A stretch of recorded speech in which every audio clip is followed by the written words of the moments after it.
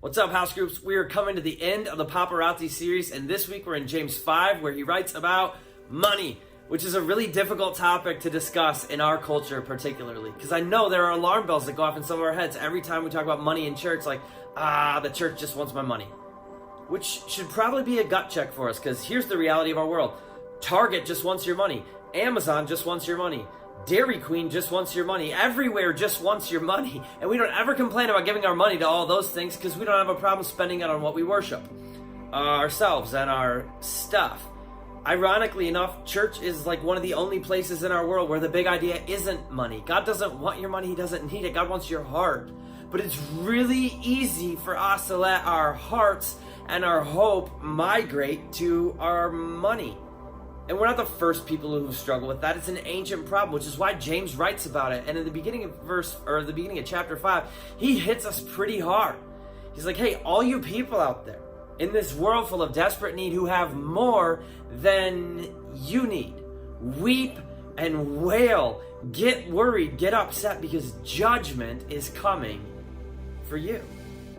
And all that stuff, all that extra stuff, not the stuff that you spent on what you need, not the stuff even that you prudently saved, but the stuff that you hoarded.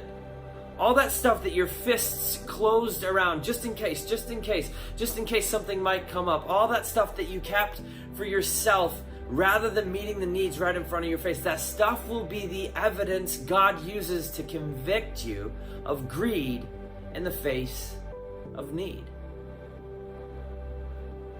Which is challenging for us. It's challenging in the middle of a materialistic culture to not have greed in the face of need. It's challenging for us to line our hearts up with the heart of God, but one day we're going to have to stand before Him, and the evidence of our lives will either show that our hearts were lined up with His or they weren't.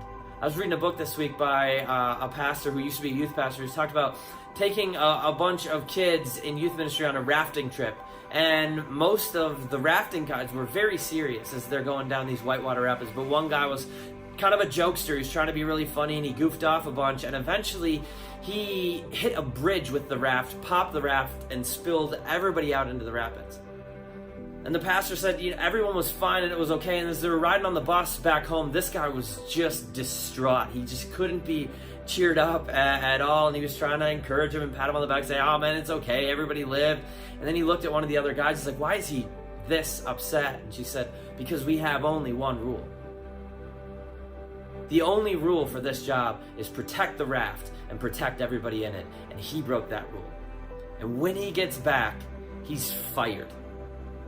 Like, there's no chance he keeps his job, and he's probably going to be held personally responsible for the cost of the raft because he broke the only rule.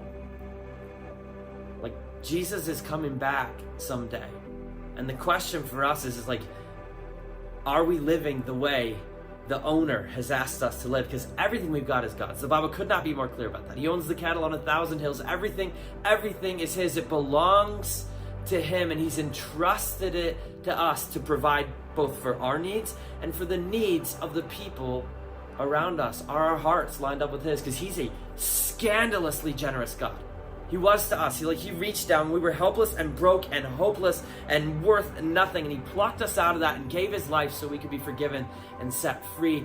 And His plan is that we, like His people, would respond to His incredible generosity by reflecting that generosity to our world. When we have more than we need, it's usually because there's a need God wants us to meet. And so the question for us is, are we going to meet it? And I think simply, I said it on Sunday, if we're going to do it, if we're going to break free from the cycle of our culture, and let's be straight, there's a greed cycle that a whole lot of us are trapped in. We worry, and so we hoard and we spend.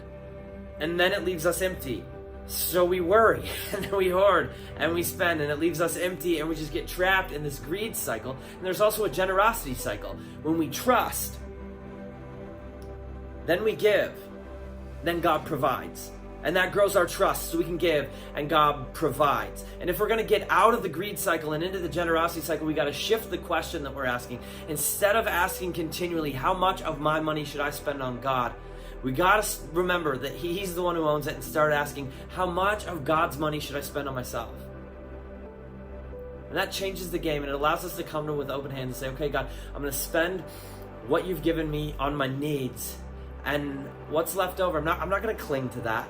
I'm not going to hoard it. I'm not going to pretend that if it came to me, it must be for me. I'm going to come to you with open hands.